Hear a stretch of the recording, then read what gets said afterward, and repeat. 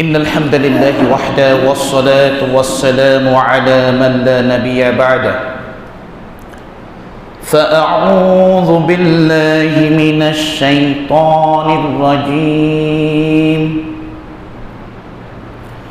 ذلك بأن الله هو الحق وأن ما يدعون من دونه هو الباطل وأن الله هو العلي الكبير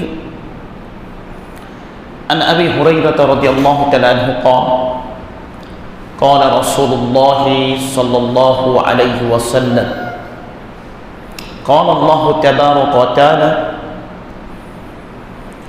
أنا أغنى الشركاء عن الشرك من عمل عملا أشرك عليه মাই গৈরি তারাকতুহু ওয়া শিরকাহু রাওয়াহু মুসলিম। সমস্ত প্রশংসা মহান রব্বুল আলামিনের জন্য, যেই রব্বে কারিম আমাদেরকে মাগরিবের সালাত জামাতের সাথে আদায় করার পর আল্লাহ রব্বুল আলামিনের তাওহীদের বাণী থেকে কিছু আলোচনা করা এবং শোনার তৌফিক এনায়েত করেছেন সেই মহান প্রতিপালকের জন্য শুকরিয়া জ্ঞাপন করি আলহামদুলিল্লাহ। সেই সাথে নবী মুহাম্মদুর রাসূলুল্লাহ সাল্লাল্লাহু আলাইহি ওয়াসাল্লামের উপর অসংখ্য গণিত সালাত ও সালাম বর্ষিত হোক। আল্লাহুম্মা সাল্লি আলা মুহাম্মদ আল্লাহুম্মা বারিক আলা মুহাম্মদ সাল্লাল্লাহু আলাইহি ওয়াসাল্লাম। আজকে আমি যে বিষয় নিয়ে আলোকপাত করার চেষ্টা করেছি, অর্থাৎ প্রথমে যে আয়াতটি তেলাওয়াত করেছি পবিত্র কুরআনুল কারীমে একই আয়াত দুইবার রিপিট হয়েছে। 31 নম্বর সূরাতুল লুকমান এর 30 নম্বর আয়াতে কারিমা, এবং এই একই আয়াত আল্লাহ রাব্বুল আলামিন সূরা আল হজ্জের 62 নম্বর আয়াতে একইভাবে তুলে ধরেছেন। এবং সহিহ মুসলিম থেকে একটি হাদিস আপনাদের সম্মুখে উপস্থাপন করেছি। সেই আলোকে আলোচনার বিষয় আত-তাওহীদ। কি আত-তাওহীদ? তাওহীদ মানে কি আমরা জানি,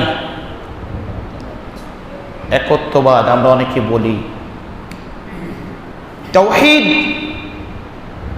যদি আমরা শাব্দিক বিশ্লেষণ করে থাকি, আত-তাওহীদ বাবে তাফঈলের মাজদার, ওয়াহাদা ইউওয়াহিদু তাওহীদান, মানে তাওহীদের শাব্দিক অর্থ হলো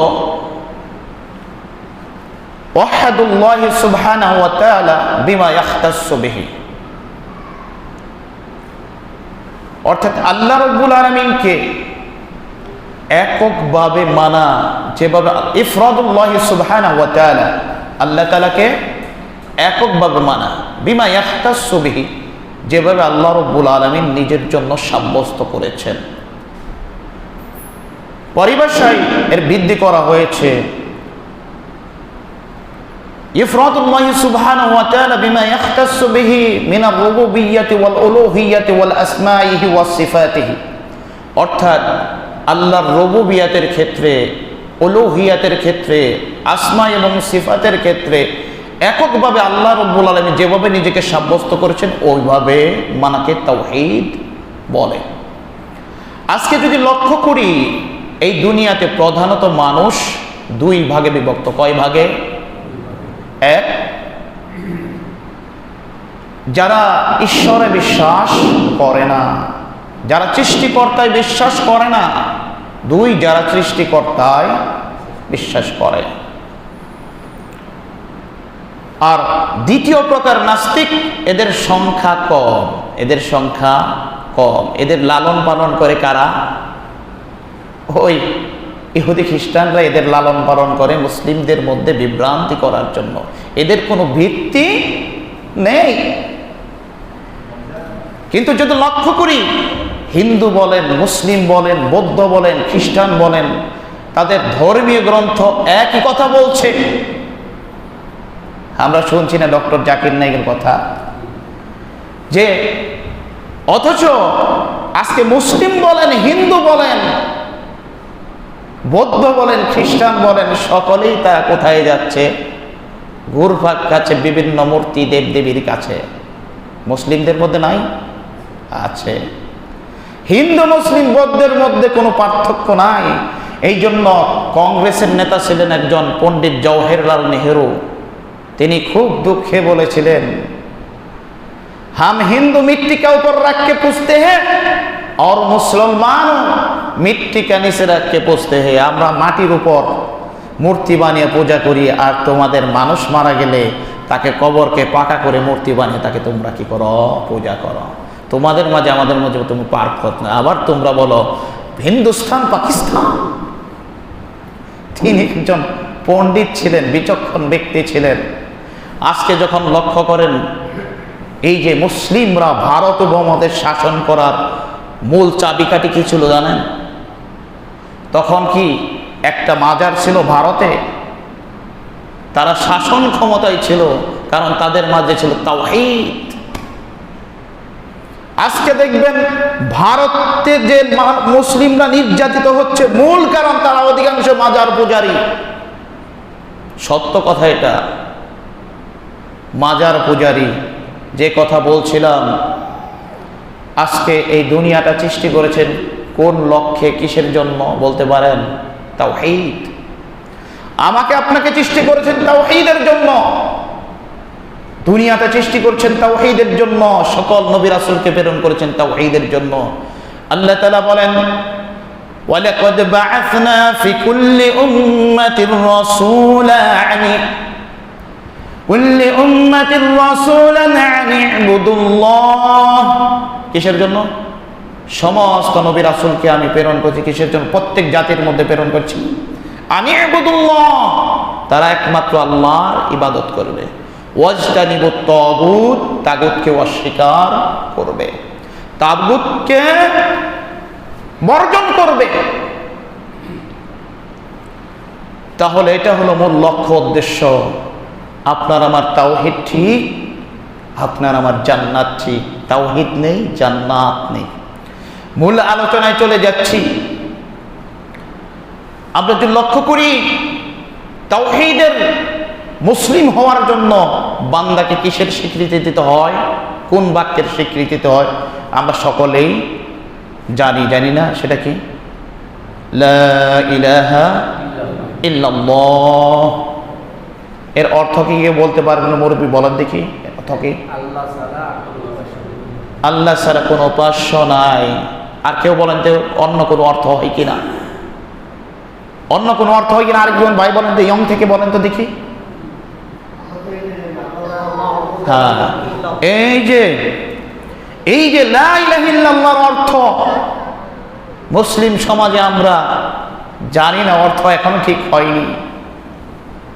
কারণ আরবের লোকদেরকে জিজ্ঞেস করবেন লা ইলাহা ইল্লাল্লাহ অর্থ কি, বলবেন লা মা'বুদা বিহাক্কিন ইল্লাল্লাহ, আল্লাহ ছাড়া সত্যিকারের কোনো ইলাহ নেই। কি বলতে হবে?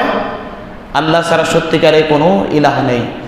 এই জন্য মহান আল্লাহ রাব্বুল আলামিন সূরা মুহাম্মাদের 19 নম্বর আয়াতে কারিমাতে মুহাম্মাদুর রাসূলুল্লাহ সাল্লাল্লাহু আলাইহি ওয়াসাল্লামকে উদ্দেশ্য করে বললেন। এটা কি মুহাম্মদ সাল্লাল্লাহু আলাইহি ওয়াসাল্লামকে ইন্ডিকেট করেছেন নাকি সকল মুসলিমকে? সকল মুসলিমকে। আল্লাহ রাব্বুল আলামিন বলেন, ফা'লাম, আগে তুমি জানো, জ্ঞান অর্জন করো। ফা'লাম আন্নাহু লা ইলাহা ইল্লাল্লাহ,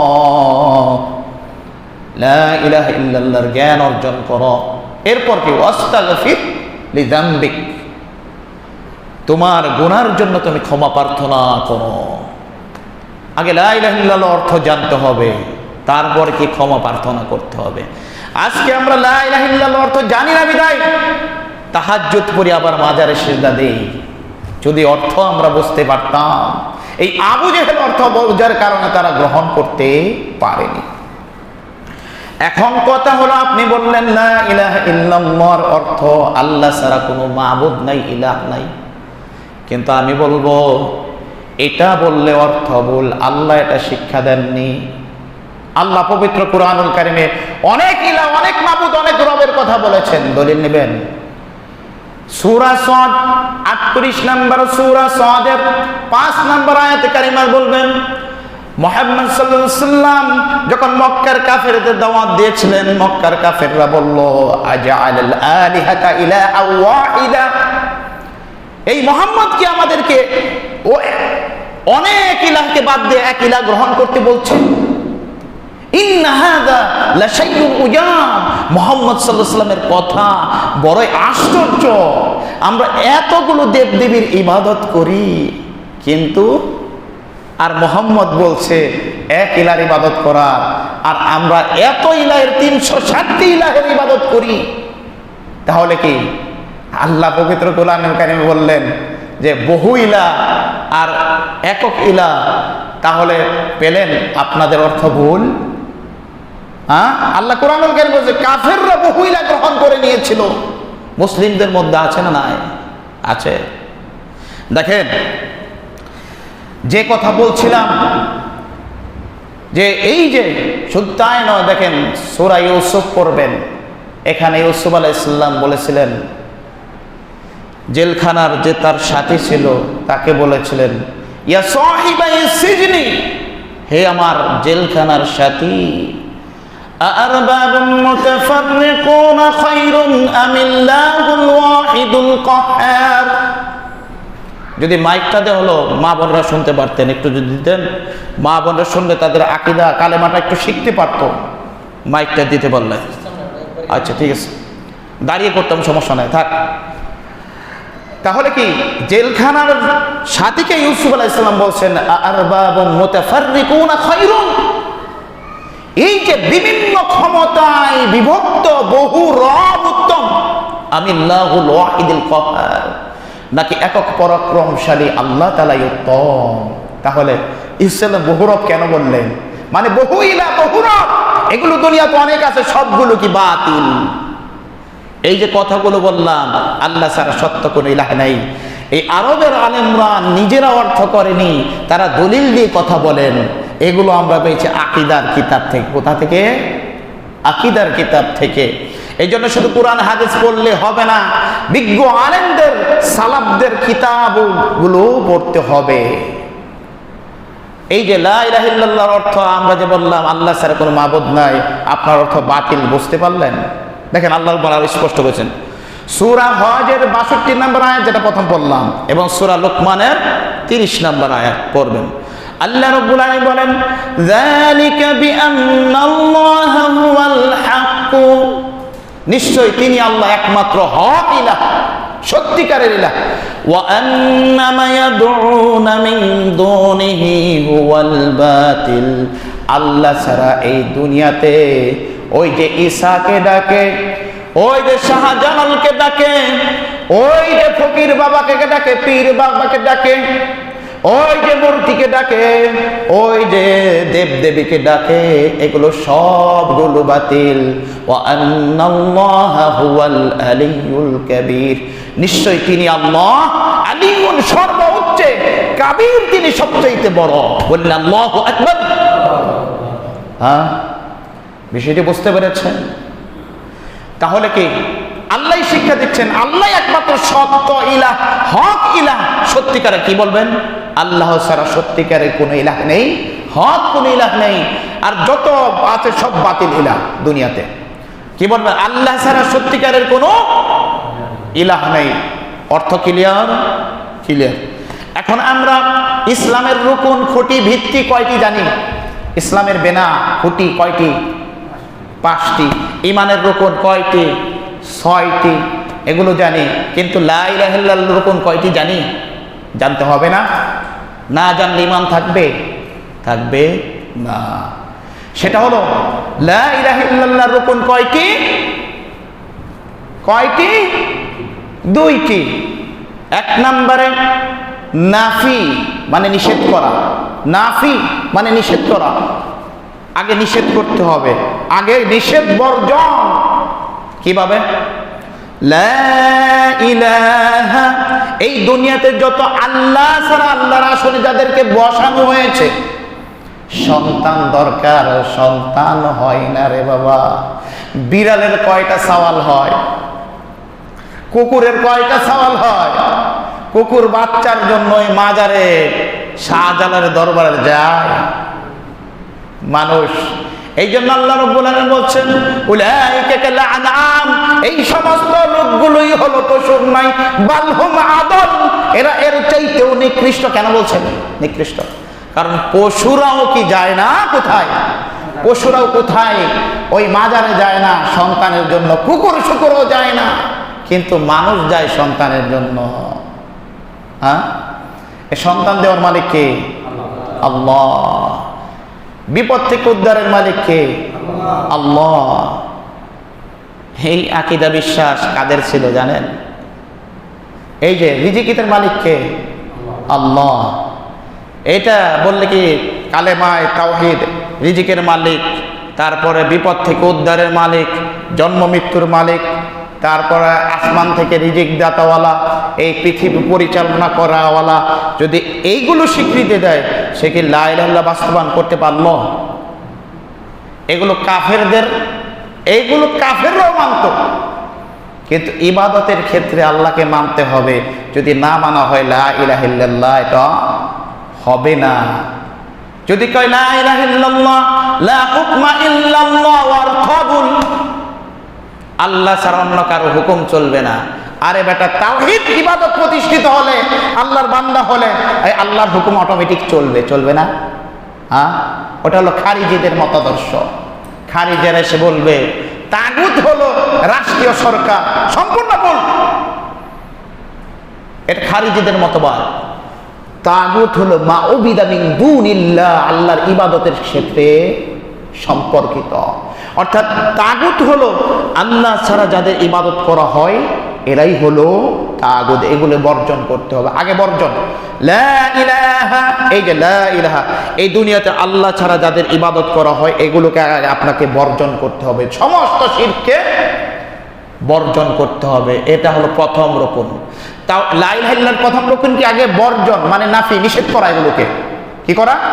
প্রথম রকম কি? নিষেধ করা, বর্জন করতে হবে লা ইলাহা। তারপরে ইল্লাল্লাহ। যেরকম করে আপনি পুকুরের মাঝে, যদি আপনি পুকুরে মাছ ছাড়বেন, রুই, কাতলা, বিভিন্ন ধরনের উন্নত জাতের মাছ আপনি ছাড়েন না, চাষাবাদ করে, তখন আপনি করলেন আফ্রিকার হিংস্র প্রজাতি 5টা মাগুর মাছ ওখানে ছেড়ে দিলেন, আর 20 কেজি রুই, কাতলা সব ছেড়ে দিলেন। 2 মাস পরে মাছের অস্তিত্ব পাওয়া যাবে? পাওয়া যাবে না। ঠিক এই জন্য ওই মাগুর মাছকে আগে কি করতে হবে? পরিষ্কার করতে হবে। এই জন্য আগে আল্লাহ রাব্বুল আলামিন সূরা বাকারার 2 নম্বর সূরার 256 নম্বর আয়াতে কারিমাতে, আয়াতুল কুরসির পরে ফামান ইয়াকফুর বিত-তাগুত, আগে তাগুতকে বর্জন করতে হবে, তাগুতের সাথে কুফরি করতে হবে। তাগুত মানে সমস্ত শিরকের যত মাধ্যম আছে, প্রত্যেকটা তাগুত। ফামান ইয়াকফুর বিত-তাগুতি ওয়া ইউমিন বিল্লাহ, এরপর আল্লাহর প্রতি ঈমান আনতে হবে। তারপর কি? ফাকাদ ইসতামসাকা বিল উরওয়াতিল উসকা, এরপর সে শক্ত মজবুত হাতল ধরল। এখন কথা হলো, আগে কি বর্জন করতে হবে? পরিষ্কার করতে হবে। আগে কি করতে হবে? পরিষ্কার করতে হবে, বর্জন করতে হবে। এটা হলো নিষেধ করতে হবে। আল্লাহ ছাড়া আল্লাহর আসন যাদেরকে দেওয়া হয়েছে, এগুলোকে বর্জন করতে হবে। এখন বলি তো, প্রশ্ন করি, ভাই বলেন তো লা ইলাহা ইল্লাল্লাহর অর্থ কি? আল্লাহ ছাড়া সত্য কোনো ক্লিয়ার অর্থ। লা ইলাহা ইল্লাল্লাহর রুকুন কয়টি? 2টি। আগে নিষেধ করতে হবে, সমস্ত শিরকের মাধ্যমগুলোকে নিষেধ করতে হবে, এগুলোকে আগে বর্জন করতে হবে। তারপর ইল্লা লিয়াবুদুন, লা ইলাহা ইল্লাল্লাহ, এরপর আল্লাহকে গ্রহণ করতে হবে, তাহলে এটা গ্রহণযোগ্য হবে। দেখুন আল্লাহ রাব্বুল আলামিন একই কথা বলেছেন, যেখানে ইবাদতের কথা বলছেন, প্রথমে আল্লাহ নাফি ব্যবহার করেছেন। ওমা, মাটা কি? মাই নাফি না ভাই? হ্যাঁ, নাফি। ওয়ামা খালাকতুল জিন্না ওয়াল ইনসা, এই মানুষ এবং জিন জাতিকে আমি সৃষ্টি করেছি। করিনি কিসের জন্য? এই দুনিয়াতে যত অন্য কোনো কারো ইবাদতের জন্য সৃষ্টি করিনি, এটার অর্থ। অন্য কোনো কারো ইবাদতের জন্য সৃষ্টি করিনি, এগুলোকে আগে কি নিষেধ করা হয়েছে? ইল্লা লিয়াবুদুন, মুফাসসিরিন কেরাম বলছে ইল্লা লিওয়াহিদুন, অধিকাংশ তাফসীরগণ বলছেন ইউহিদুন, এককভাবে আল্লাহর ইবাদত করতে হবে। আগে কি এগুলোকে বর্জন, তারপর গ্রহণ। এখন কথা লা ইলাহা ইল্লাল্লাহ, এটা যে দেখেন শিরক আগে বর্জন, তারপরে আল্লাহর ইবাদত, এটার দাবি রুকুন। কয়টি রুকুন? দুইটি। এক নাম্বার আগে কি নিষেধ করতে হবে সমস্ত শিরককে, তারপর সমস্ত শিরক তাগুতগুলোকে নিষেধ করতে হবে, তারপর দ্বিতীয়ত আল্লাহ রাব্বুল আলামিন পরিষ্কার করার পর আল্লাহ রাব্বুল আলামিনের ইবাদত করতে হবে। দেখেন যদি আমরা লক্ষ্য করি আল্লাহ রাব্বুল আলামিন বলছেন, দেখেন এই শিরককে কেন বর্জন করতে হবে। সূরা নিসার 48 নম্বর আয়াতে কারিমাতে আল্লাহ বলেন, ইন্নাল্লাহা লা ইয়াগফিরু আন ইউশরাকা বিহি ওয়া ইয়াগফিরু মা দুনা যালিকা লিমান ইয়াশা। নিশ্চয়ই আল্লাহ রাব্বুল আলামিন শিরকের গুনাহ ক্ষমা করবেন না। শিরক ছাড়া অন্য যত নিম্ন পর্যায়ের গুনাহ আছে আল্লাহ ইচ্ছা করলে ক্ষমা করে দিতে পারেন, আবার শাস্তি দেওয়ার পর জান্নাত দেবেন। কিন্তু শিরক করলে ওই ব্যক্তির জন্য জান্নাত কোশ্চিনকালে সম্ভব নয় যদি তওবা না করতে পারে। বিষয়টি বুঝতে পেরেছেন? শুধু তাই নয়, দেখেন শিরক থেকে যদি কেউ বাঁচতে পারে, আল্লাহর কত দয়া। সুনান তিরমিজিতে সহিহ সনদে এসেছে 3740 নম্বর বা 43 নম্বর হাদিস, আল্লাহর নবী আনাস ইবনে মালিক রাদিয়াল্লাহু তাআলা আনহু থেকে বর্ণিত, তিনি বলেন قال رسول الله صلى الله عليه وسلم, রাসূল সাল্লাল্লাহু আলাইহি ওয়াসাল্লাম বলেন, قال الله تعالى, কি হাদিস এটা? আল্লাহ তাআলা বলেন, কেউ বলেন দেখি, হাদিসে কুদসি মানে আল্লাহর কথা স্বয়ং, কিন্তু নবী সাল্লাল্লাহু আলাইহি সাল্লামের মুখ দিয়ে বর্ণনা, ভাষা নবী সাল্লাল্লাহু আলাইহি সাল্লামের, কিন্তু কথাকার আল্লাহর, কুরআনুল কারীম নয়। আল্লাহর নবী মুহাম্মদ সাল্লাল্লাহু আলাইহি ওয়াসাল্লাম বলেন, قال الله تعالى يا ابن آدم, হে আদম সন্তান, মা দাআউতানি রাজাউতানি গফারতু, মা দাআউতানি রাজাউতানি, হে আদম সন্তান, আলা মা কানা ফিকা, তুমি যতই গুনাহ করো, যতই পাপ করো, তুমি যদি আমাকে ডাকো, আমার কাছে আশা রাখো, আমাকে ডাকো, গফারতু লাকা, আমি তোমাকে ক্ষমা করে দেব। ওয়ালা উবালি, যদি বান্দা গুনাহ করার পর আল্লাহর কাছে আশা রাখে, আল্লাহকে ডাকে, ক্ষমা চায়, তাহলে আল্লাহ বলে কি করবেন? পরোয়া করেন না, তাকে ক্ষমা করে দিবেন। এরপর আল্লাহ রাব্বুল আলামিন বলেন, আবার বলেন, ইয়া ইবনা আদম, হে আদম সন্তান, হে আদম সন্তান, লাউ বালাগাত যুনুবুকা আনানাস সামাই, হে আদম সন্তান, তোমাদের গুনাহ যদি আসমানের সীমা পর্যন্ত ঠেকে যায়, সুম্মা ইস্তাগফারতানি, এরপর যদি তোমরা ক্ষমা চাও, গফারতু লাকা ওয়ালা উবালি, বান্দা আমি তোমাকে ক্ষমা করতে পরোয়া বোধ করি না। এরপর আল্লাহ রাব্বুল আলামিন আবার বলেন, ইয়া ইবনে আদম, লাউ আতাইতানি বিকুরাবিল আরদি খাতায়া সুম্মা লাকিতানি, যদি তুমি আমার কাছে সাক্ষাৎ করো, যদি তুমি আমার কাছে আসো জমিন ভর্তি গুনাহ নিয়ে, লা তুশরিক বি শাইআ, কিন্তু তুমি আমার সাথে কি করনি? শরীক করনি, অংশীদারিত্ব করনি, শিরিক করনি। লা আতাইতুকা বিকুরাবিহা মাগফিরাতান, বান্দা জেনে রাখো, তুমি যদি জমিন ভর্তি গুনাহ করে যদি মৃত্যুবরণ করে আমার কাছে সাক্ষাৎ করো, কিন্তু তুমি শিরিকের গুনাহ করনি, আমার ইবাদত করেছো, নামাজ পড়েছো তাওহীদের পর, এরপর তোমার অনেক গুনাহ হয়ে গিয়েছে, জমিন ভর্তি গুনাহ, তুমি শিরিক করনি, গফারতু লাকা ওয়ালা উবালি, আমি পরোয়া করি না, তোমাকে আমি ক্ষমা করে দেব। সুবহানাল্লাহ। তার মানে লা ইলাহা ইল্লাল্লাহ তো বলতে পারছেন, আল্লাহর ইবাদত করার আগে শিরিকটা বর্জন করতে হবে। শুধু তাই নয়, দেখেন সহিহ বুখারী 7373 নম্বর হাদিস, আমি যে কথাগুলো বলছি মিথ্যা বলছি না, সত্য বলছি। বাংলা হাদিস অ্যাপ আছে, আপনারা মিলিয়ে নেবেন। দেখেন সহিহ বুখারী কত নম্বর হাদিস? 7373 নম্বর হাদিস। আবার রিপিট হয়েছে 65,000 নম্বর হাদিস, মানে 6500 নম্বর হাদিস। ওইটা লম্বা, এটা সংক্ষিপ্ত। আল্লাহর নবী মুহাম্মদ সাল্লাল্লাহু আলাইহি ওয়াসাল্লাম মুআয ইবনে জাবাল তার পিছনে উটের পিছনে বসা ছিলেন, উটের পিছনে বসা ছিলেন। তখন মুআয ইবনে জাবালকে বললেন, ইয়া মুআয, হে মুআয, আতাদরি মা হাক্কুল্লাহি আলাল ইবাদ, তুমি কি জানো আল্লাহর হক অধিকার বান্দার উপর কি? আমরা প্রশ্ন করলে আমরা সকলেই মুফতি উত্তর দিয়ে দেই যে উত্তর আলেমের আগে আমরা উত্তর দিয়ে দিই, আমরা সকলে মুফতি। কিন্তু যারা জ্ঞানীবান তারা এভাবে বলে আল্লাহু ওয়া রাসূলুহু আ'লাম, আল্লাহ এবং আল্লাহ রাসূল ভালো জানেন। একটা আদবের খেলাফ, যেখানে আলেম থাকে যদি কোনো প্রশ্ন করা হয় তারাই কেউ জানলে উত্তর দিবেন না, কারণ ডাক্তারের প্রেসক্রিপশন দেওয়া ডাক্তারের কাজ, জনসাধারণের নয়। ঠিক এটাও শরীয়তের চিকিৎসা, বিষয়টা বুঝতে পারছেন? মানে সর্বোচ্চ চিকিৎসা। যদি আপনার দ্বারা একটা ভুল হয়ে যায় তাহলে বিপদ হবে আপনার, এই জন্য চেষ্টা করবেন। মুআয ইবনে জাবাল রাদিয়াল্লাহু তাআলা বললেন কুলতুল্লাহু রাসূলুহু আ'লাম, আল্লাহ এবং আল্লাহর রাসূলই ভালো জানেন। অতঃপর আল্লাহর নবী সাল্লাল্লাহু আলাইহি বললেন হাক্কুল্লাহি আলাল ইবাদ, আল্লাহর হক অধিকার হচ্ছে বান্দার উপর, আইয়াবুদুহু, তারা আল্লাহর ইবাদত করবে, ওয়ালা ইউশরিকু বিহি শাইয়্যা, আল্লাহর সাথে কারো সাথে অংশীদারিত্ব করবে না। আল্লাহর হক বান্দার উপর, মানে আল্লাহর অধিকার বান্দার উপর কোনটা? তারা আল্লাহ ইবাদত করবে কিন্তু আল্লাহর সাথে শিরিক করবে না। অতঃপর আল্লাহ বলবেন মা হাক্কুহুম আলাইহি, বান্দাদের হক কি আল্লাহর উপর তুমি জানো? বান্দাদের অধিকার কি আল্লাহর উপর? ইযা ফাআলুহুম, যখন তারা এই আল্লাহর হক আদায় করবে তখন বান্দার অধিকার কি হয় আল্লাহর উপর জানেন? তখন মুআয ইবনে জাবাল বললেন আল্লাহু রাসূলুহু আ'লাম, আল্লাহ এবং আল্লাহর রাসূলই ভালো জানেন। এরপর আল্লাহ নবী সাল্লাল্লাহু আলাইহি ওয়াসাল্লাম বলছেন আল্লাহ ইউআযযিবাহুম, যদি তারা আল্লাহর ইবাদত করে, যদি শিরিক না করে আল্লাহ তাদেরকে শাস্তি দেবে না। খুশি হন না? শিরিক আছে আমাদের মধ্যে, পরে বলছি। শিরিক নাই, বের করে দেব, একটু পরে বের করছি। আহলে হাদিস সমাজেও শিরক রয়েছে, আমরা এগুলোকে অনেক ছোট মনে করি, কথাই কথাই বলে ফেলি, সামনে আসছে।